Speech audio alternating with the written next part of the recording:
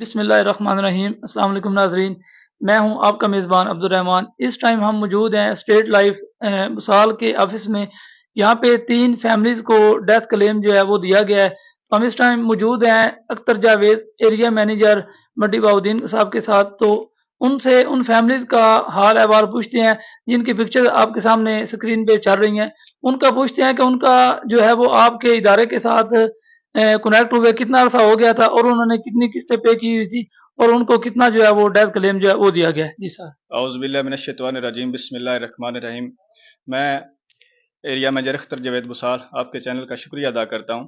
اور جو آج ڈیتھ کلیم 3 ادا کیے گئے ہیں 3 مختلف فیملیز کو، تو اس میں ایک ڈیتھ کلیم ہے کیسر اقبال صاحب کے نام سے، جنہوں نے اسٹیٹ لائف سے تقریباً 10 سال پہلے پالیسی خریدی ہوئی تھی اور صرف 10,000 کی اماؤنٹ وہ دیتے تھے۔ تو ان کی آج بیوہ کو ہم نے کلیم ادا کیا ہے 3,19,000 روپے۔ تو دوسری پالیسی ہے زوار حسین انقلابی صاحب، جو ماشاءاللہ بسال مسور کے رہائشی ہیں۔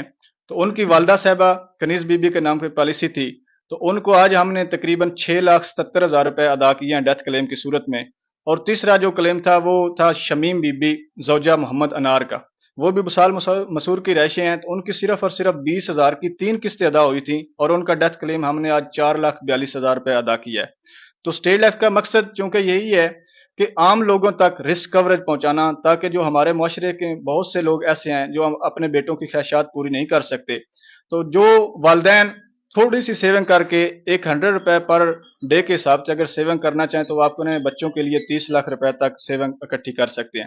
تو میری تمام دوستوں سے گزارش ہے کہ اسٹیٹ لائف ایک بااعتماد ادارہ ہے جو 1972 میں سرکاری تعویل میں ہوا تھا، تو اس وقت سے لے کر آج تک لوگوں کی خدمت میں مصروف عمل ہے۔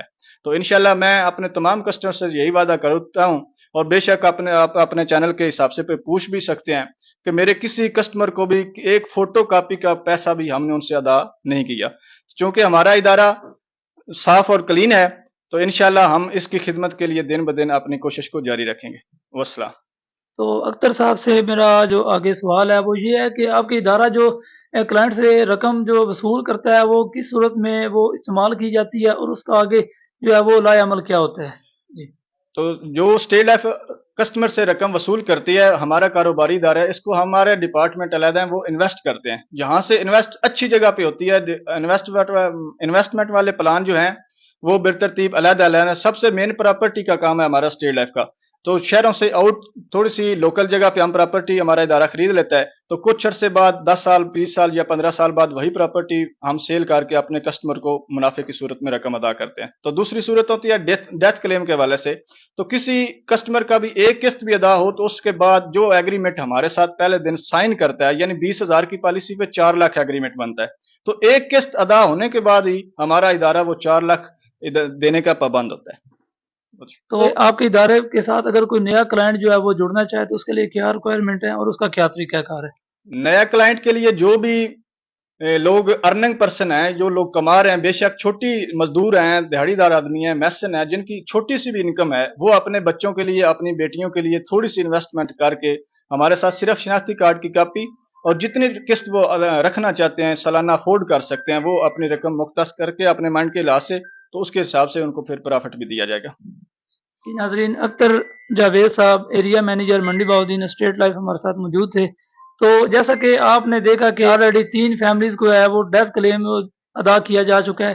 تو اگر آپ اپنی فیملیز اور اپنے لائقین کی جو ہے وہ اسٹیٹ لائف کے ساتھ اگر آپ اس کا اٹیچمنٹ کروا دیتے ہیں تو اس میں آپ کا ہی فائدہ ہوگا۔